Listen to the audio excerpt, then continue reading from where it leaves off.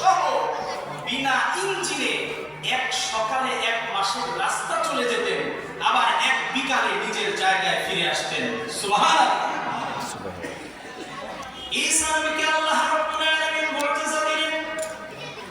আল্লাহর নাম নিয়ে পুরাতন কোন কবরের সামনে গিয়া শুধু বলতেন উম্মি বিসমিল্লাহ, বলতে দেরি হতো, মৃত মানুষ জীবিত হয়ে সালাম দিতে দেরি করতো না। আবার আল্লাহর হুকুমে জন্মান্ধ ব্যক্তির চোখে হাত বুলায় দিলে চোখে আলো ফিরে আসতো। সুবহানাল্লাহ। আমার ভাইয়েরা, আমার বাবাজিরা, যে কথা বোঝাতে চাইল, দুনিয়ার সব নবীকে আল্লাহ রাব্বুল আলামিন কোনো না কোনো মুজিজা দিয়েছেন, কিন্তু নবীরা দুনিয়া থেকে চলে যাওয়ার সাথে সাথে মুজিজার কার্যকারিতা শেষ হয়ে গেছে। ঠিক কি না? মুসা নবী চলে গেছেন, ওই লাঠি দিয়ে আর কেউ সাপ বানাতে পারে? দাউদ নবী চলে যাওয়ার পরে ওই লোহা চেপে হাত ব্যথা করা ছাড়া কেউ কোনো বুদ্ধি করতে পারে না। সুলাইমান চলে যাওয়ার পরে সিংহাসন দিয়ে আকাশে উঠে উহুদের কথা 1 ইঞ্চি জায়গা করতে পারে না। ঈসা নবী আল্লাহ পাক তাকে মৃত্যু দেন নাই, আসমানে উঠায় নিয়েছেন। জোরে বল ঠিক কি না? ঈসা নবী চলে যাওয়ার পরে জন্মান্ধকে আর কেউ সুস্থ করতে পারেন না, কিন্তু আপনার আমার নবী বিশ্ব নবী মুহাম্মদুর রাসূলুল্লাহকে আল্লাহ রাব্বুল আলামিন যতগুলো মুজিজা দিয়েছেন, সবগুলো মুজিজার মধ্যে সর্বশ্রেষ্ঠ মুজিজা হলো কোরআন। সর্বশ্রেষ্ঠ মুজিজা কোরআন। আল্লাহর নবী দুনিয়া থেকে চলে গেছেন, কিন্তু এই কোরআনের মুজিজা দুনিয়া থেকে শেষ হয়ে যায় না। জোরে বলেন ঠিক কি না? আজও মানুষ এই কোরআনের তেলাওয়াত শুনবে, মানুষ চোখের পানি ফেলে ফেলে কাঁদবে, কোরআনের কথাগুলো মানুষ শুনবে, বিপদ থেকে হেদায়েতের রাস্তায় ফিরে আসবে। ঠিক কি না? এর প্রমাণ কি? আসলে প্রমাণ আমরা কোরআন থেকে জানি। রাজি আছি তো ইনশাআল্লাহ? আল্লাহর নবী বিশ্ব নবী মক্কায় কাফেরদেরকে ইসলামের দিকে দাওয়াত দেন। হযরত ওমর ফারুক রাদিয়াল্লাহু আনহু তিনি তখনও ইসলাম গ্রহণ করেন নাই, কাফের অবস্থায় আছেন। মনে মনে চিন্তা করলেন, আজকে মুহাম্মদরে গিয়া বড় শক্ত করে ধরবো, তারে শায়েস্তা করব, শাস্তি দিব। বলেন নাউযুবিল্লাহ। আমার নবীকে শাস্তি দেওয়া মনস্থ করেছেন। হযরত ওমর বাইতুল্লাহ চত্বরে প্রবেশ করলেন। প্রবেশ করে তাকায় দেখেন আল্লাহর নবী নামাজের মধ্যে দাঁড়ায় আছেন। আল্লাহু আকবার। আল্লাহর নবী বিশ্ব নবী নামাজের মধ্যে সুমধুর কণ্ঠে আল্লাহ পাকের পবিত্র কালাম থেকে তিনি তেলাওয়াত করতেছিলেন। হযরত ওমর তেলাওয়াত শুনতেছেন আর মনে মনে চিন্তা করতেছেন, মুহাম্মদ যে কথা বলে নিশ্চয়ই কোন জিনে মুহাম্মদরে এই কথাগুলো শিখায়া দেয়। বলেন নাউযুবিল্লাহ। আচ্ছা, নবীজি যে কথাগুলো তেলাওয়াত করছেন, এটা কি কোন জিনে নবীরে শিখাইছে? পেছনে দাঁড়িয়ে দাঁড়িয়ে হযরত ওমর চিন্তা করতেছেন, কোন জিন মনে হয় মুহাম্মদকে শিখায়া দেয়। এমন সময় আল্লাহর নবী বিশ্ব নবী নামাজের মধ্যে তিনি তেলাওয়াত করতেছেন। সূরাতুল আল-হাক্কার 40 নম্বর আয়াতের মধ্যে এসেছে, আল্লাহর নবী তেলাওয়াত করতেছেন, ইন্নাহু লাকাউলু রাসূলিন কারীম। এটা কোনো জিনের কথা নয়, নিশ্চয়ই এটা সম্মানিত রাসূল বার্তাবাহকের কথা। সুবহানাল্লাহ।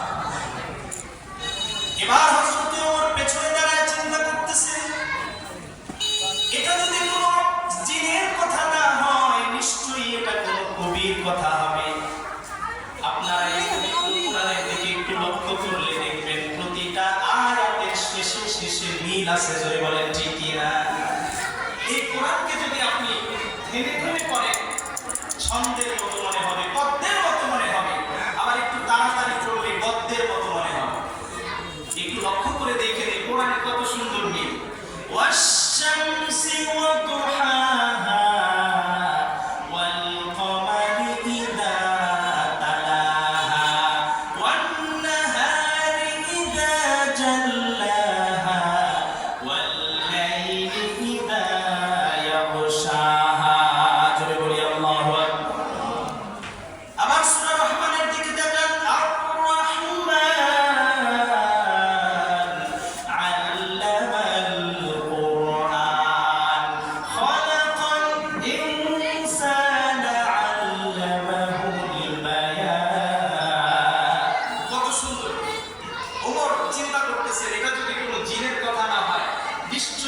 এটা কোনো কবির কথা। আল্লাহ নবী সাথে সাথে তেলাওয়াত করলেন, ওয়া মা হুয়া বিকাউলি শাইরিন ক্বালিলান মা তুমিনুন। না না না, এটা কোনো কবির কথা নয়, নিশ্চয়ই খুব কম সংখ্যক মানুষ তোমরা ঈমান এনে থাকো। সুবহানাল্লাহ। হযরত ওমর তো পিছনে দাঁড়ায় অবাক হয়ে যাচ্ছে, কি রে বাবা, আমার মনের মধ্যে কি চলে, এটা মুহাম্মদ জানলো কেমনে? সে তো আমারে দেখে নাই। হযরত ওমর চিন্তা করতেছেন, মুহাম্মদ তো শুধু কবি না, সে তো গণক হয়ে গেছে, জ্যোতিষী হয়ে গেছে। হযরত ওমর এই কথা যখন চিন্তা করেছেন, সাথে সাথে আল্লাহর নবী তেলাওয়াত করতে লাগলেন, ওয়ালা বিকাউলি কাহিনিন ক্বালিলাম মা তাযাক্কারুন। না, এটা কোনো গণকের জ্যোতিষীর কথা নয়, নিশ্চয়ই খুব কম মানুষ তোমরা উপদেশ গ্রহণ করে থাকো। সুবহানাল্লাহ। হযরত ওমর পেরেশান হয়ে গেছেন, কি ব্যাপার? এটা যদি কোনো জিনের কথা না হয়, এটা যদি কোনো কবির কথা না হয়, এটা যদি কোনো গণকের কথা না হয়, তবে এটা কার কথা? এই কথা যখনই হযরত ওমর ভাবতেছেন, সাথে সাথে আল্লাহর নবী তেলাওয়াত করতে লাগলেন, তানজিলুম মির রাব্বিল আলামিন। জগৎ সমূহের প্রতিপালকের পক্ষ থেকে নাযিলকৃত কোরআনের কথা। আল্লাহু আকবার। এই কোরআনের মুজিজা আছে না নাই?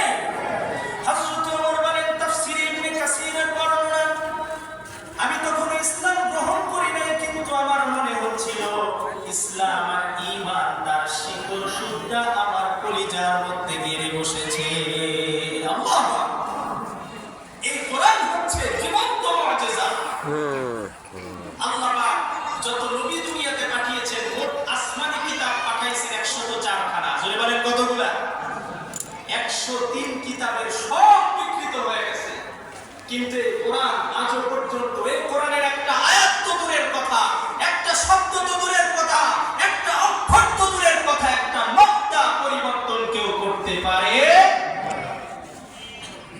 বাগদাদে একজন ইহুদি ছিল, যার ছাপাখানা ছিল।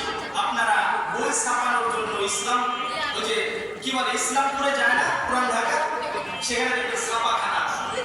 তো তৎকালীন যুগে একজন ইহুদির ছাপাখানা ছিল। তো সেই ছাপাখানায় সবাই গিয়ে বই ছাপায় নিয়ে আসতো। একবার ইহুদিরা তাদের তাওরাত কিতাব নিয়ে আসে, ছাপাখানায় আসছে, এসে বলতেছে, ভাই আমাদের 1000 কপি এটা ছাপায় দেন।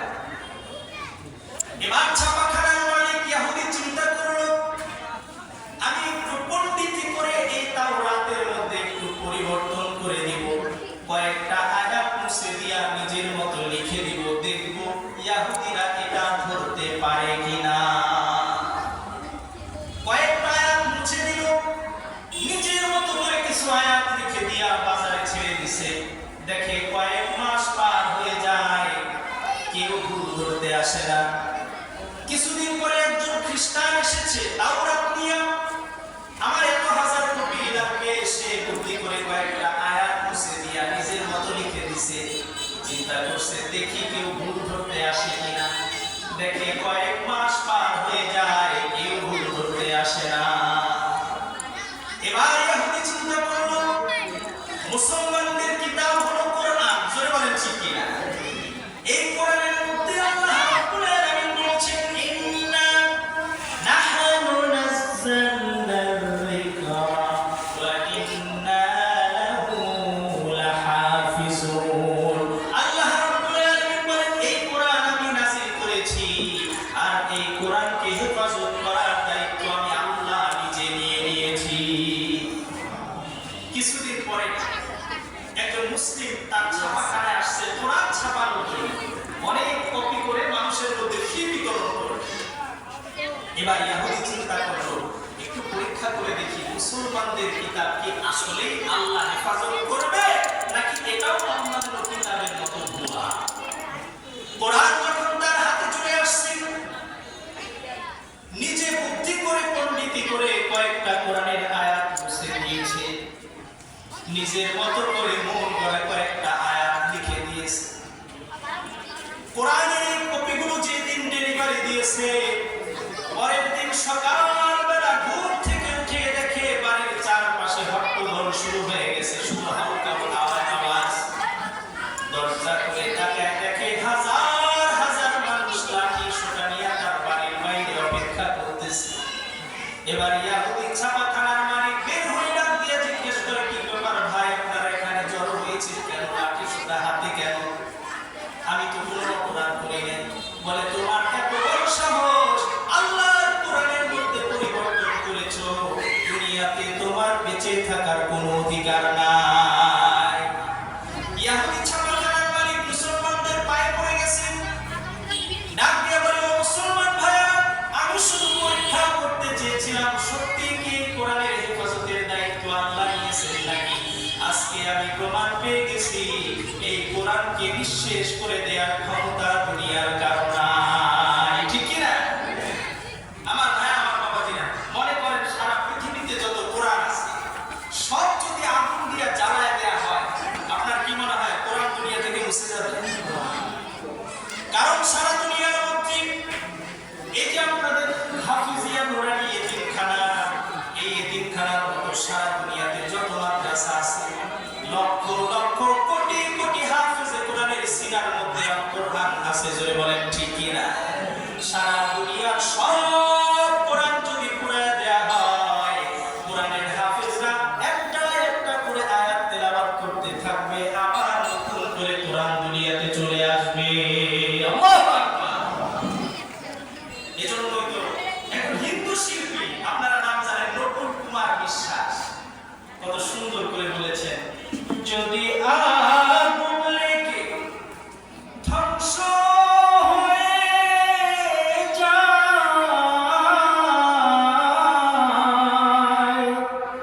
ধ্বংস হয়ে যায়, যদি আগুন লেগে ধ্বংস হয় পৃথিবীর সব বইয়ের দোকান, তবু বিশ্ব থেকে হারাবে না পবিত্র কোরআন। ঠিক কি না? আমার ভাই, আমরা সেই কোরআন থেকে দূরে সরে গেছি। আমরা কত কপাল পোড়া যাব, সামনে পবিত্র মাহে রমজান আসতেছে, কোরআন নাজিলের মাস। জোরে বলেন ঠিক কি না? এই কোরআনের সাথে আমাদের লেগে থাকা দরকার। জোরে বলেন আছে না নাই? এই কোরআনটাকে ছোট্ট একটা কাঠের টুকরা রেহালের উপর রাখা হয়, ওই রেহালটা যদি আপনার আমার পায়ের সাথে লেগে যায়, সাথে সাথে চুমা খায়। জোরে বলেন ঠিক কি না? আবার মসজিদের কোণার মধ্যে জুতার বাক্স আছে, ওইটারে কিন্তু কেউ চুমা খায় না, কারণ এই কাঠের টুকরার সাথে কোরআনের ছোঁয়া লেগেছে, এই জন্য এটার দাম বেড়ে গেছে। জোরে বলেন ঠিক কি না? আবার দেখেন, কোরআনের সাথে যে গিলাফটা লাগানো থাকে, এই গিলাফ কিন্তু পায়ে লাগলে আমরা চুমা খাই, কপালে লাগাই। জোরে বলেন ঠিক কি? অথচ কত কাপড় পায়ে মারায়, সেটারে চুমা খায় না। কারণ কি? কোরআনের সাথে লাগার কারণে সেটার দাম বেড়ে গেছে। এই কোরআন যদি কারো সিনার মধ্যে ঢুকে, তাহলে ওই মানুষটা আল্লাহর কাছে পেয়ে যাবে। জোরে বলেন ঠিক কি না? আমরা আজকে কোরআন চিনলাম না, ছোট্ট একটা উদ্ধৃতি টানবো। আগের যুগের মুসলমান পুরুষেরা নারীরা কোরআনকে কেমন মহব্বত করত। বুখারী শরীফের নাম শুনছেন তো আপনারা? এই কোরআনের পরে ইসলামের সবচেয়ে গুরুত্বপূর্ণ হাদিসের কিতাব হলো বুখারী শরীফ। বুখারী শরীফের যিনি লেখক, তার উস্তাদ হযরত আব্দুল্লাহ ইবনে মুবারক রাহিমাহুল্লাহ, তিনি একবার হজের সফরে গেছেন। তো অনেক আগের কথা, প্রায় 1100-1200 বছর আগের কথা। হজের আমল শেষ করার পরে তিনি যখন বাড়িতে ফিরবেন, তাকে দেখেন সব লোকেরা চলে গেছে, একজন মহিলা বাইতুল্লাহ চত্বরে এক কর্নারে চাদর মুড়ি দিয়ে শুয়ে আছে। আব্দুল্লাহ ইবনে মুবারক মহিলার কাছে আসলেন খোঁজ খবর নেওয়ার জন্য। মহিলাকে তিনি সালাম দিলেন, আসসালামু আলাইকুম ওয়া রাহমাতুল্লাহ।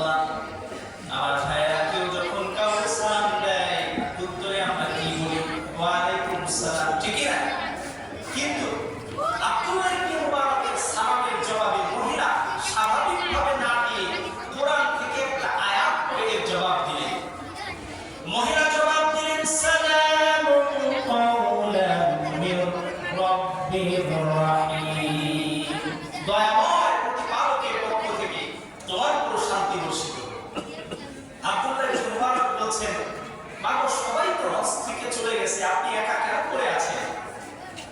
এবার মহিলা জবাব দিল, কোরআনের আরেকটা আয়াত তেলাওয়াত করি। এবার মহিলা বলল, মান ইউদ্লিলিল্লাহু ফামা লাহু মিন হাদ। আল্লাহ যাকে পথভ্রষ্ট করেন তাকে পথ দেখানোর কোনো কেউ থাকে না। মহিলা বুঝাই দিলেন, আমি পথ হারাই ফেলছি তো এজন্য একা এখানে পড়ে আছি। আব্দুল্লাহ ইবনে মুবারক জিজ্ঞেস করলেন, মাগো কত সময় পর্যন্ত আপনি এখানে পড়ে আছেন? এবার মহিলা এই জবাবটা একটা কোরআনের আয়াত দিয়ে দিল। মহিলা জবাবে বলল, সালাসা লায়ালিন সাওয়িয়া, লাগাতার 3 রাত ধরে আমি এখানে পড়ে আছি। আব্দুল্লাহ ইবনে মুবারক একটু অবাক হচ্ছেন, কি ব্যাপার? যে কথাই জিজ্ঞেস করি প্রতিটা কথার উত্তর কোরআন থেকে দেয়। বলে, বাবা 3 রাত ধরে এখানে পড়ে আছেন, নিশ্চয়ই কোনো ভালো কিছু আপনি খেতে পান নাই। এই কথার জবাবে মহিলা কোরআন থেকে আরেকটা আয়াত তেলাওয়াত করলো, আল্লাযী হুয়া ইউতঈমুনি ওয়া ইয়াসকিন। আল্লাহু আকবার। সুবহান সেই সত্তা যিনি আমাকে পানাহার করেছেন, পানাহারের বন্দোবস্ত করেছেন। আল্লাহু আকবার।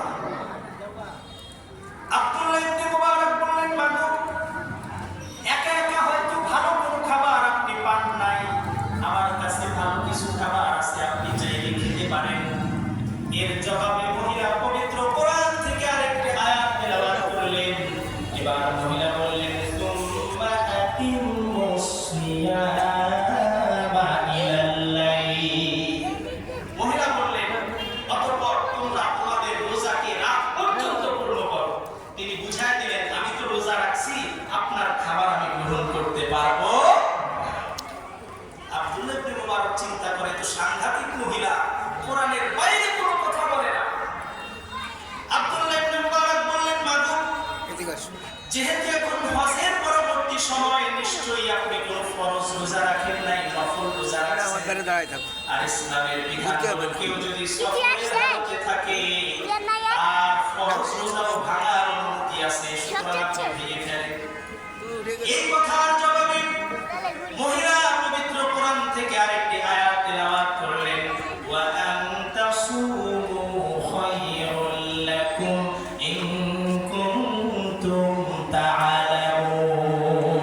এর অর্থ হচ্ছে, আর যদি তোমরা সফর অবস্থায় রোজা রাখো, আল্লাহ পাক অনেক বেশি নেকি তোমাদেরকে দিবেন। আল্লাহু আকবার।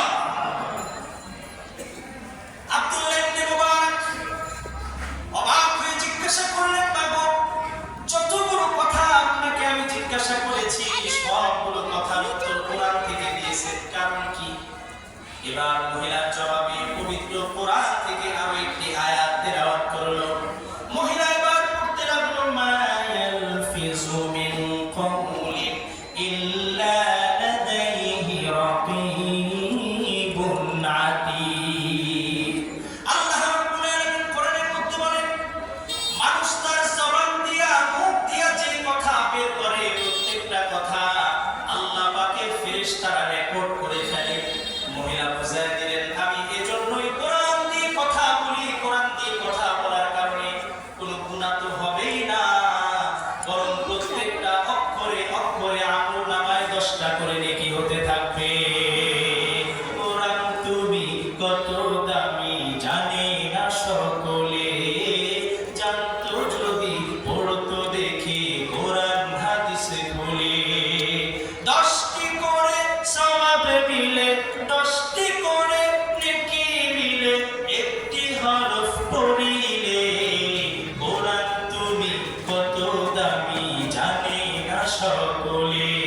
ঠিক না? আব্দুল্লাহ ইবনে মুবারক চিন্তা করে, আমি এত বড় মুহাদ্দিস, এত বড় আলেম, কিন্তু কোরআন দিয়া কথা বলার মতো যোগ্যতা তো আমারও হয় নাই, কিভাবে সম্ভব? তিনি চিন্তা করলেন, এমন এক প্রশ্ন মহিলাকে করব যে উত্তর সে কোরআন থেকে দিতে পারবে না। এবার তিনি প্রশ্ন করলেন, মা আপনার বাড়ি কোথায়? আমার ভাইরা, আমার বাবাজিরা, আপনারা বলেন, কোরআনের মধ্যে কি খাগড়াছড়ি, ফটিকছড়ি কোনো জেলার নাম আছে? নাই, কোনো থানার নাম নাই। এবার মহিলা আব্দুল্লাহ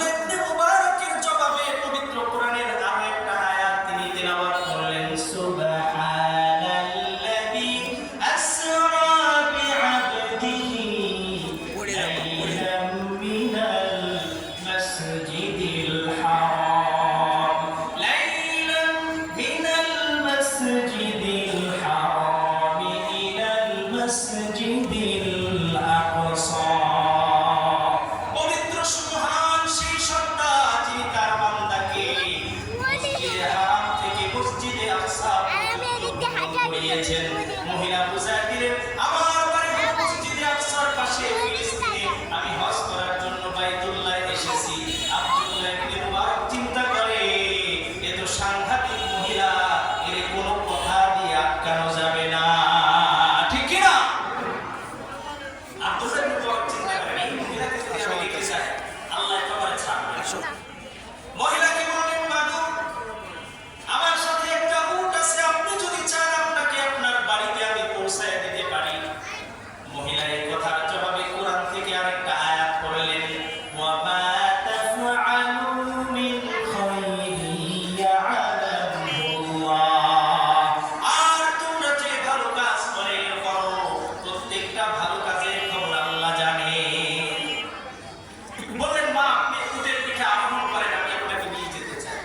মহিলা যখন উটের হালকার মধ্যে উঠতেছেন, আব্দুল্লাহ ইবনে মুবারক অপলক দৃষ্টিতে তার দিকে তাকায় আছেন। মহিলা যখন দেখলেন আব্দুল্লাহ ইবনে মুবারক আমার দিকে তাকায় আছে, সাথে সাথে তিনি কোরআনের আরেকটা আয়াত তেলাওয়াত করলেন। এবার তিনি পড়লেন, কুল লিল মুমিনিনা ইয়াগুদ্দু মিন আবসারিহিম। হে নবী আপনি মুমিনদেরকে বলুন তারা যেন পরনারী থেকে তাদের চোখটাকে নামিয়ে রাখে। মহিলা বুঝায় দিলেন, ও আব্দুল্লাহ ইবনে মুবারক তুমি বড় আলিম হতে পারো, কিন্তু আমি মহিলা, তোমার সামনে বেগানা, তুমি তোমার চোখটাকে নামায়া রাখো। আল্লাহু আকবার। আমার ভাইয়েরা, আমার বাবাজিরা,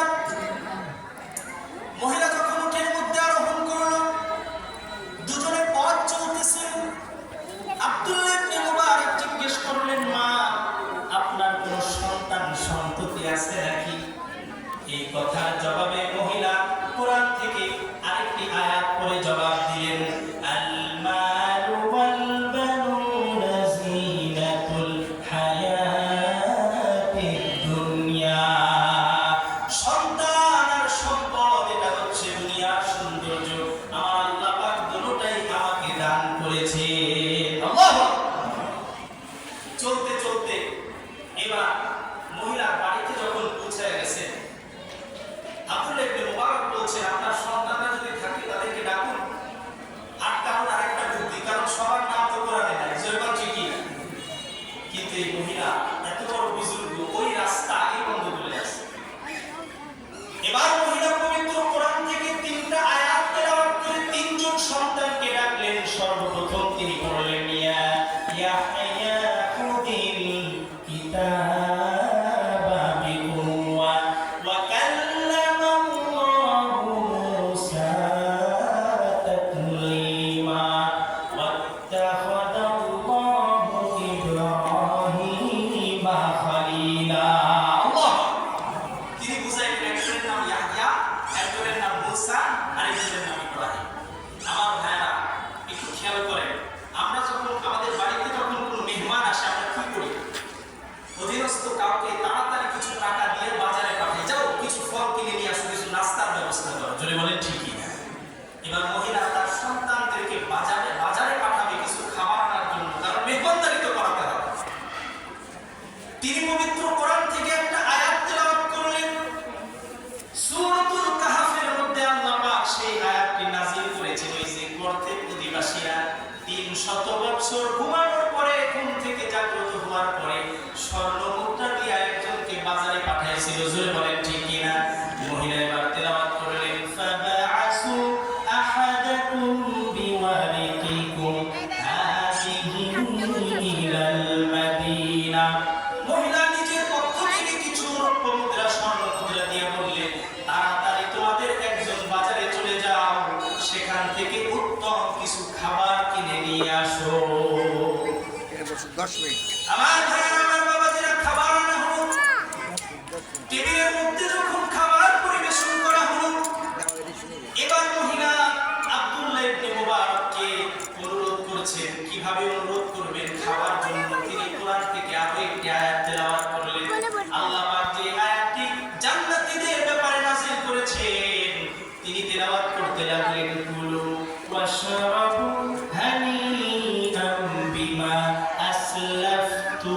ফিল আইয়ামিল খালিয়া। তোমরা খাও পান করো বিগত দিনে তোমরা যে ভালো কাজ করেছো তার বিনিময়ে। মহিলা বুঝায় দিলেন, বাইতুল্লাহ থেকে বাইতুল মুকাদ্দাস পর্যন্ত কষ্ট করে আমারে আপনি নিয়ে আসছেন, বড় ভালো কাজ করেছেন, মেহমানদারি স্বরূপ কিছু খাবার আপনি গ্রহণ করেন। আমার ভাইয়া আব্দুল্লাহ ইবনে মুবারক অবাক হয়ে এবার সন্তানদেরকে একটু আড়ালে ডেকে জিজ্ঞাসা করতেছেন, কি ব্যাপার বাবা, তোমার মায়ের সাথে বাইতুল্লাহ থেকে এই পর্যন্ত সফর করলাম, সারা রাস্তায় কোরআনের বাইরে তোমার মা একটা কথা বলে নাই, কেমন সম্ভব হলো? এবার সন্তানেরা জবাব দিল, ও আব্দুল্লাহ ইবনে মুবারক, আমরা আমাদের বুঝ হওয়ার পরে দেখতেছি 40 বছর পার হয়ে গেছে, আমাদের মায়ের মুখ থেকে কোরআনের বাইরে কোনো কথা শুনি না। তারা কেমন কোরআনের আশিক ছিল, আর আমাদের কি অবস্থা? তাই যারা কোরআন পড়তে পারি না, আমরা একটু কোরআনটা শেখার চেষ্টা করি, বা যারা পারি আমরা তো বড় অবহেলা করি, কোরআনটাকে পড়ি না, আলমারির মধ্যে সাজায় রাখি। এমন কোন মুসলমান পাওয়া যাবে না যার ঘরে একটা কোরআন নাই, জোরে কোন ঠিক কিনা? কিন্তু এই কোরআনটাকে আমরা তেলাওয়াত করি না। কোরআন বড় আফসোস করে বলে, কবি কত সুন্দর করে বলেছেন, তাপো মে সাজায়া जाता हो, आँखों में लगाया जाता हो, तावीज़ बनाया जाता हो, धो धो को पिलाया जाता हो, जब और कसम लेने के लिए तकरार की नौबत आती है, तब मेरी जरूरत पड़ती है, हाथों पे उठाया जाता हो। কোরআন বড় আফসোস করে বলে, এই কোরআনকে কাগজের মধ্যে লিখে তাবিজ বানানো হয়, পানির মধ্যে ফু দিয়ে অসুস্থ ব্যক্তিকে খাওয়ানো হয়, দুই বন্ধুর মধ্যে কথা কাটাকাটি হলে বলে, চল কোরআন ছুঁয়া বলবি না হলে বিশ্বাস করবো না, জোরে কোন ঠিক কিনা? কোরআন আফসোস করে বলে, আমারে প্রয়োজনে ব্যবহার করা হয়, কিন্তু আল্লাহ পাক তো আমারে পাঠাইছে নিজে তেলাওয়াত করার জন্য, নিজেও শিখবে আর একজনকেও শিখাবে, ঠিক কিনা? শেষ কথা, লোহা যদি অনেকদিন কেউ ব্যবহার না করে মরিচা পড়ে যায়, জোরে কোন ঠিক কিনা? আল্লাহর নবী বলেন, ও আমার সাহাবারা, ইন্নাল কুলুবা ইয়াসদাউ কামা তাসদাউল হাদীদ, লোহা যেমন মরিচা পড়ে যায়, মানুষের অন্তরটা কলবটাও মরিচা পড়ে যায়। সাহাবায়ে কেরাম জিজ্ঞাসা করলেন, ইয়া রাসূলুল্লাহ ওয়া মা জিলাউহা ইয়া রাসূলুল্লাহ, ও আল্লাহর নবী, অন্তরের মরিচা দূর করার উপায় কি? লোহার মরিচা দূর করতে হলে সেটারে আগুনে পোড়াতে হয়, ঘষা মাজা করতে হয়, জোরে কোন ঠিক কিনা? আল্লাহর নবী বলেন, অন্তরের মরিচা ময়লা যদি দূর করতে চাও, এটার একটাই ওষুধ, সেটা হলো তিলাওয়াতুল কোরআন, ঠিক কিনা? আমাদের প্রভু এক নবীর উম্মত, জীবন বিধানে ওই শিবানী কোরআন, ঠিক কিনা? আমাদের প্রভু এক নবীর উম্মত, জীবন বিধানে ওই শিবানী কোরআন, তবে কেন এখনো হে মুসলমান, এক হও করিও ভান, বাইতুল্লাহ এক, আমাদের বাইতুল্লাহ কয়টা? একটা। বাইতুল্লাহ এক, মদিনা শরীফ এক, উহুদ পাহাড় এক, বদরের মাঠ এক, একটা তো মরণার জীবন যে একটাই, একসাথে মিলে মিশে একটাই প্রাণ, তবে কেন এক নও হে মুসলমান, এক হও করিয়াও ভান, ঠিক কিনা? আমাদের প্রভু এক নবীর উম্মত, জীবন বিধানে ওই শিবানী কোরআন। আল্লাহ রাব্বুল আলামিন যেন এই কোরআনের উপর আমাদেরকে আমল করে জীবন গঠন করার তৌফিক দান করেন। পড়ি আমিন। যে কথাগুলো শুনলাম আল্লাহ রাব্বুল আলামিন যেন সর্ব